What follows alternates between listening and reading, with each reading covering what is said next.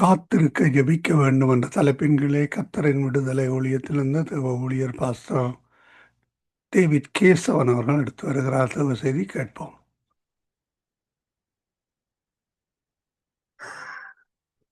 அன்பாலே, கர்த்தரின் விடுதலை ஊழியத்தின் சார்பாக இந்த கால தியானத்திற்கு உங்களை அன்போடு வரவேற்கிறேன். இன்றைய நாளிலும் நாம் தியானிக்க இருக்கிற வேத பகுதி அப்போஸ்தலர் எழுதின நடுவழி புஸ்தகம் 7ஆம் அதிகாரம் 23வது வசனத்திலிருந்து 33வது வசனம் உடைய உள்ள வசனத்திலே இருக்கிற ஜெப குறிப்புகளுக்காக நாம ஜெபிக்க போகிறோம்.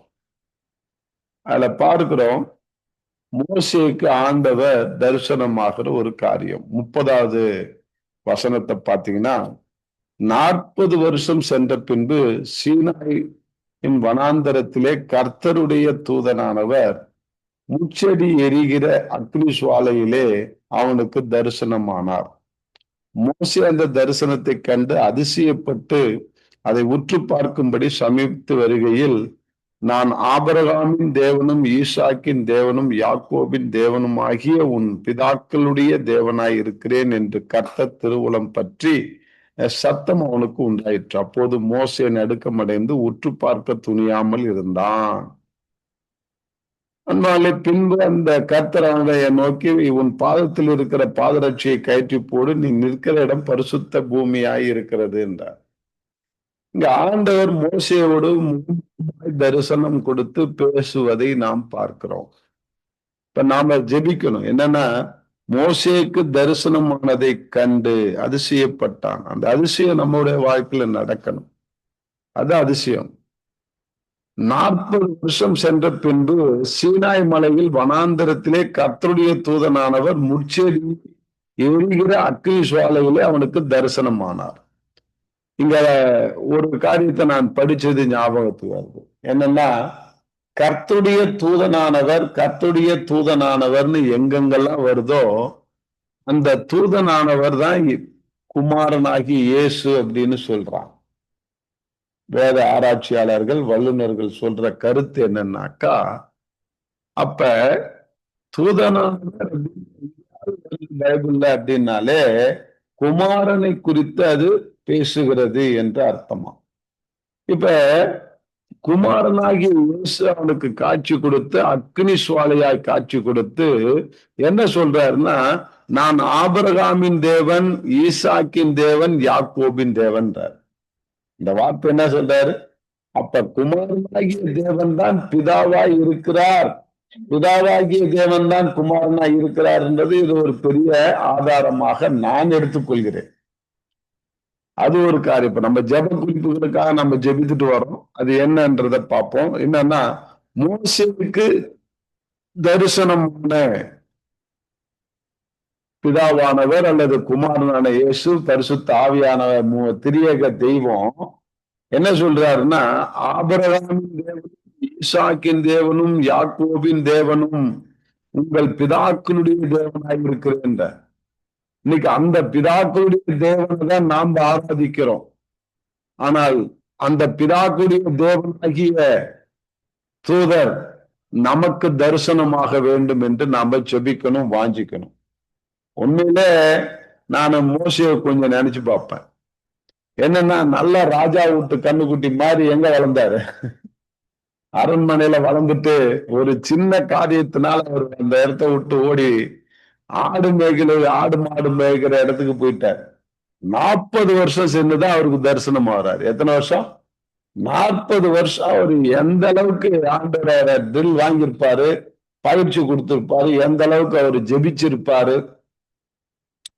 அந்தால 40 வருஷ காலம் அவர் வெயிட் பண்றாரு. இன்னைக்கு நம்ம ஒரு 5 நிமிஷம் வெயிட் பண்றதுக்கு நம்ம முடியல. நம்ம எல்லாம் அவசரமான உலகத்துல இருக்கிறோம். அதை கொஞ்சம் நினைச்சு பார்த்தேன். இன்னைக்கு அவசரமான உலகத்துல நாம இருக்கக்குள்ள நமக்கு தேவையானது எது அப்படின்னாக்கா, ஆண்டவருக்காக காத்திருக்கிற ஒரு காரியம், ஆண்டவருக்காக காத்திருக்கிற ஒரு காரியத்தை நாம கற்றுக்கொள்ள வேண்டும். அதனால இன்னைக்கு நாம எப்படியாக இருக்கிறோம்? ஒரு 10 நிமிஷம், ஒரு 5 நிமிஷம் காத்திருக்க முடியல. இன்னைக்கு அவசரம் ஃபாஸ்ட் ஃபுட், இதுதான் பிசாசுடைய தந்திரம். அதனால அந்த பிசாசுடைய தந்திரம் என்னன்னாக்கா, துரிதப்படுத்தி நம்மளை போய் என்ன செய்யறான், உழ வச்சிடறான். இன்னைக்கு நடந்த ஒரு சம்பவத்தை நான் சொல்றேன், இப்ப ஞாபகத்துக்கு வருது எனக்கு. என்னன்னா, அதனால இன்னைக்கு எங்க ஊர்ல ஒரு ஹோட்டல் இருக்கு. அந்த ஹோட்டல்ல சாப்பிட்டு டிஃபன் சாப்பிடுறதுக்கு மாலையில பரோட்டா சாப்பிட்டுட்டு இருக்கிறாரு. ஒரு ஆம்லேட் ஆர்டர் கொடுத்துக்கிறாரு. ஆம்லேட் ஒண்ணு கொடுப்பான்னு சொல்லுவோம்ல. அவன் என்ன செஞ்சான்னு தெரியல, அந்த சப்ளையர் கொஞ்சம் டிலே பண்ணிட்டான். ஒரு 6 சம்திங் டிலே ஆயிடுச்சு. அந்த சப்ளையர், அந்த சின்ன பையன் அவனை கூப்பிட்டு, என்னப்பா எவ்வளவு நாளைக்கு நான் ஆர்டர் கொடுத்தாலும் நீ இன்னும் கொண்டு வரலையேன்னு எப்படி வாயில அவனை திட்டி இருக்கிறான். யோ, இந்த மாதிரிலாம் திட்டாதீங்க, நான் என்ன செய்வேன், அங்க மாஸ்டர் போட்டு கொடுத்தாதான் நான் எடுத்து வந்து கொடுப்பேன். அங்க அடுப்பு ஏரியிலே ஏதோ சம்திங் ப்ராப்ளம் ஆயிடுச்சு, அதனால லேட் ஆகுது, கொஞ்சம் பொறுத்துங்க, எடுத்துட்டு வரேன் அப்படின்றான். நான் சொல்லிட்டு தென்னாட்டா போய் சொல்லணும்னு ஓங்கி ஒரு அறை விட்டேன். சாப்பிட போன சப்ளையரே ஒரு அறை விட்டேன். அவ்வளவுதான். சப்ளையர் போச்சு, அவன் அடிச்சான். 2 பேருக்கும் கை கலப்பாயிடுச்சு. ஒரு கொஞ்ச நேரம் போட்டுக்காம இன்னைக்கு சண்டை போட்ட கீழே கட்டை இருந்தா அடுப்பு வச்சு விடுறதுக்கு சவுக்க கட்டை வச்சிருக்காங்க. அந்த சாப்பிட போன கொஞ்சம் கோபம் இருக்கு. அந்த கட்டையை எடுத்து ஓங்கி சப்ளையர் மண்டையில அடிச்சா, அவ்வளவுதான், சுருண்டு விழுந்தாங்க. ஸ்பாட்ல அவுட்டுங்க, செத்துட்டான். கும்பகோணம் ரோட்ல நடந்தது, ஒரு பரோட்டா கடையில தான் நடந்தது. இன்னைக்கு அந்த சாப்பிட போனோம் அவன் பேர் தான் பங்களா தெரு ஆளு. அதான் அந்த பங்களா தெருனாலே ஒரு ரவுடிசமான ஒரு தெரு. அந்த 3 பேரும் கதை போட்டு அடிச்சு உடனே அவன் பாட்டிலே சேர்த்து விட்டான். இன்னைக்கு அவர் கண்டுபிடிட்டு வருகிறாரு 14 வருஷமா. யாரு? பரோட்டா சாப்பிட போனவரு ஒரு அரை மணி நேரம் காத்து இருக்கிறதுக்கு முடியாம இன்னைக்கு வாழ்நாள் முழுக்க செஞ்சுட்டு இருக்காரு, கம்பி எண்ணிட்டு இருக்கிறாரு. அதனால இன்னைக்கு 40 வருஷம் காத்துட்டு இருக்கான இந்த மோசே. அதனால்தான் அதுதான் சொல்றேன், காத்து இருக்கிறது நல்லது. உங்களுக்காக நான் சொல்றது என்னன்னாக்கா, பொறுமை வேணும். இந்த 40 வருஷம் மோசேக்கு எந்த அளவுக்கு கற்றுக் கொடுத்திருப்பார். பொறுமை, நிதானத்தை, இன்னும் எவ்வளவு காரியத்தை கற்றுக் கொடுத்திருப்பார். அவன் அவசரப்பட்டு நான் அடிச்சு கத்தனை கொண்டுட்டான் இல்லையா? அப்ப அந்த 40 வருஷம் கற்றுக்கொள்ளக்கூடிய பீரியடாக ஆண்டவர் வைத்திருக்கிறார்.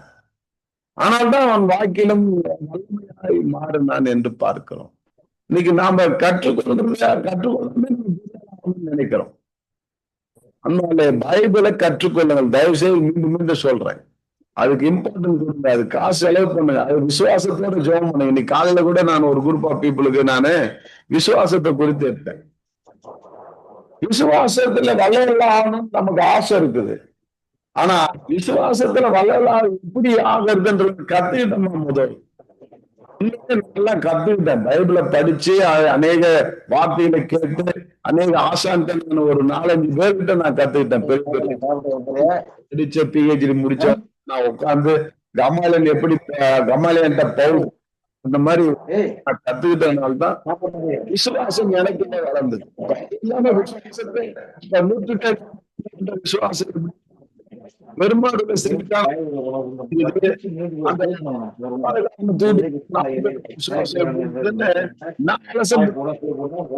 ரெண்டுத்துக்கும் கம்பேர் பண்ணி பார்க்க முடிஞ்சது. அதனால இன்னைக்கு நினைக்கிறோம்.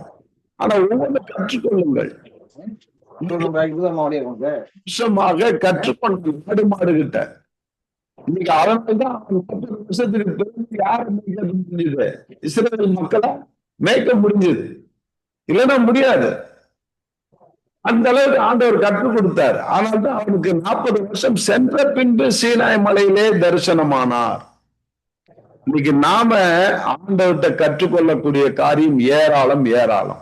நாம உட்கார்ந்து கற்றுக்கொள்வோம், அவசரப்பட வேண்டாம். எதுலையுமே இன்ஸ்டன்டா நமக்கு நினைக்காதீங்க. ஆண்டவர் ஏற்ற வேலையில என்ன செய்யணுமோ அதை செய்வார். மோசேயினுடைய தேவன் நம் தேவன். மோசேக்கு தரிசனமான தேவன் நமக்கு தரிசனமாக நம்ம ஜெபிக்கணும். மோசேக்கு என்ன தரிசனம்?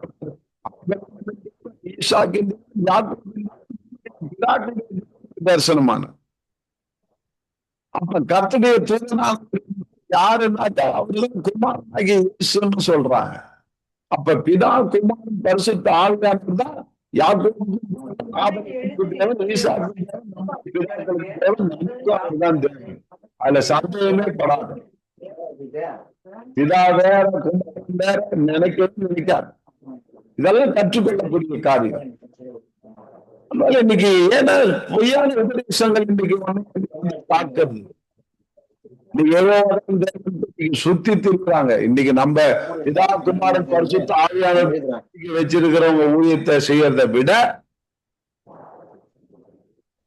அந்த தேவன் குமாரன் இன்னைக்கு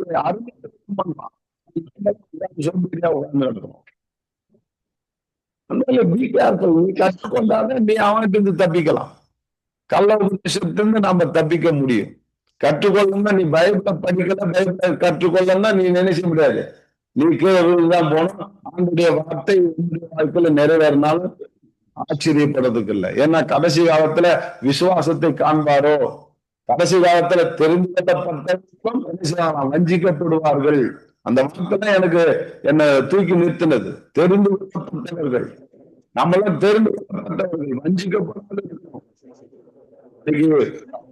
ஆசீர்வாதத்தை காமிச்சு அப்படியே பிசாசு. அன்னைக்கு நான் சொன்னேன் மைக்கேல் ஜாக்சனை பத்தி. மைக்கேல் ஜாக்சனா அந்த பப்பிசை பாடகர், நாடகம் நடிக்கிறாங்க, அந்த டான்ஸ் போறான 10 வருஷம் பார்த்துட்டு வந்து அவர் புக்கா போட்டு சொன்னேன். நரகத்துல வந்து அவன் வந்து சொன்னான், என் பாட்டை போட்டு கேட்க வேண்டாம்னு சொல்லுங்க. சாத்தா என்ன வஞ்சிச்சுட்டான், சாத்தா எனக்கு ஆசீர்வாதத்தை கொடுக்குறேன், என்ன சொல்லி நான் ஜீசஸ் தான் நான் செஞ்சுட்டு இருந்தேன். என் பேர் மைக்கேல் ஜாக்சன், நான் ஆண்டவரை ஆராய்ச்சிட்டு சாதாரண பிசாசு சாத்தா வந்து என்கிட்ட பேசினா, என்ன நீ வணங்கு கீர்த்தி பார்க்கிறேன் அப்படின்னா நான் சாத்தான் ஆரம்பிச்சேன். எல்லாம் கொடுத்தான், பேரு எல்லாம் கொடுத்தான். ஆனா நிம்மதி கொடுக்கல. நீங்க நரகத்துல போட்டான். அங்க என் பாட்டை கேட்டு ஆடுற ஜனங்கள் அதிகமாக இந்த சித்திரங்களுக்கு அதிகமாக போய் சொல்லுமான்னு சொல்றான். இன்னைக்கு சொல்லிட்டான். ஆனா இன்னைக்கு இன்னைக்கு யார் ஏதாவது சொல்றாங்க ஜஸ்டின் ஃபைல்னு, அந்த ஃபைல்ல மைக்கேல் ஜாக்சன் பச்சை கறி சாப்பிடுற அன்னைக்கு நம்பல. இன்னைக்கு அவர் எங்க இருப்பாரு? அதனால இன்னைக்கு அதுதான் உண்மை.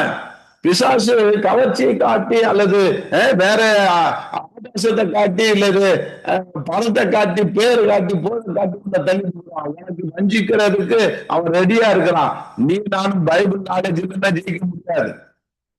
இதே இயேசுநாதரை வஞ்சிக்கிறதுக்கு அவன் வந்து சோதனைக்காரன் மத்திய 4ஆம் அதிகாரத்தை பஞ்சுப்பாரு.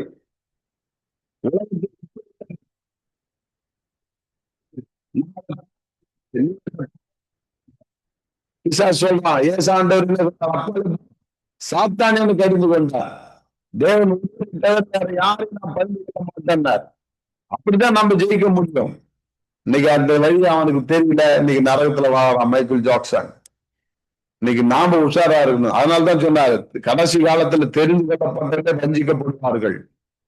அப்ப நாம முதல் பொறுமையை கற்றுக்கொள்வோம். 40 வருஷம் என்பது அவன் எந்த அளவுக்கு பொறுமையை கற்றுக்கொண்டான் என்பதை நாம் பார்க்கிறோம். அதே போல அந்த பொறுமையை கற்றுக்கொண்டு ஆண்டவரை கற்றுக்கொள்ள ஆண்டவரை வாஞ்சித்து தேட தேட நிச்சயமாய் மோசேக்கு தரிசனமான தேவன் உனக்கும் எனக்கும் தரிசனம் ஆவார். நம்ம ஜெபத்தை ஒரு நாள் நிச்சயமா என்ன செய்வாரு? கேட்பார். இன்னைக்கு மோசேக்கு தரிசனமானதுனால்தான் இன்னைக்கு மோசே நடத்தினார். இன்னைக்கு நீ நானும் ஆண்டவரால் ஆசீர்வதிக்கப்படணும்னு ஜெபிக்கிறோம், நம்ம வாஞ்சிக்கிறோம். விசுவாசத்துல நான் வல்லவன ஆணுன்ற அந்த உட்கார்ந்து முன்னாடி ஆண்டவர் சமூகத்துல காத்திருப்போம், ஜெபத்துல தரித்திருப்போம், வெயிட் பண்ணுவோம். ஆண்டவருடைய கிரியை நடப்பிக்கிறதுக்காக வெயிட் பண்ணுவோம். மோசே போல ஜெபம் அவன் 40 வருஷமா ஜெபிச்சு காத்திருந்தனால 40வது வருஷம் ஆண்டவர் தரிசனமானார். இன்னைக்கு நாம ஆண்டவருடைய தரிசனத்துக்காக ஆண்டுடைய முகத்தை பார்க்கறதுக்காக நம்ம ஜெபத்துல வாஞ்சியாய் தரித்திருப்போம். நிச்சயமாய் நமக்கு என்ன செய்வார்? ஆண்டவர் முகமுகமாய் தரிசனம் ஆவார். அந்த நம்பிக்கை நமக்குள்ள வரணும், அந்த விசுவாசம் நமக்குள்ள வரணும்.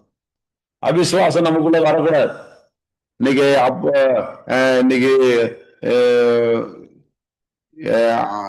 இன்னைக்கு யோவான் 11ஆம் அதிகாரத்துல அந்த லாசருனுடைய உயிர்த்தெழுதலை குறித்து போட்டிருக்கு. அப்ப ஆண்டவர் சொல்றாரு, நீங்க வாங்கலாம் போலாம், நம்ம லாசரு நித்திரை அடைஞ்சிருக்கலாம், போய் எழுப்புவோம். தோமா என்ன சொல்றாரு? நம்மளும் கூட போவோம், போய் சாவறதுக்கு போவோம் அப்படின்றான். என்னது? நம்மளையும் நம்ம எல்லாரும் மறிக்கிறதுக்கு ஆயத்தமான்றான். அவிசுவாசம். அதுதான் இன்னைக்கு எடுத்தேன் அவங்களுக்கு. அப்பொழுது திடீர்னு 16 தோமா மற்ற சீசனை நோக்கி அவருக்கு மறிக்கும்படி நாமும் வாருங்கள் என்றான். இது என்ன விசுவாசம்? விசுவாசத்தை கற்றுக்கொள்ளுங்கள், மோசேயை போல ஜெபத்துல தரித்திருங்கள், கர்த்தர் நமக்கு தரிசனம் ஆவார், நம்முடைய விசுவாசத்தை வர்த்திக்க செய்வார். ஒப்பு கொடுப்போம், ஜெபிப்போம். அன்பின் தகப்பனே, நன்றியோடு துதிக்கிறோம். இந்த நாளிலே மோசேக்கு தரிசனமான அதே தேவன் எனக்கும் எங்களுக்கு தரிசனமாகும்படியாக ஜெபிக்கிறோம். நீர் அப்படியா செய்ய போறீங்க. நன்றி. இயேசு கிறிஸ்துவின் நாமத்தா ஜெபிக்கிறேன் சொல்ல தகப்பனே, ஆமென். God bless you.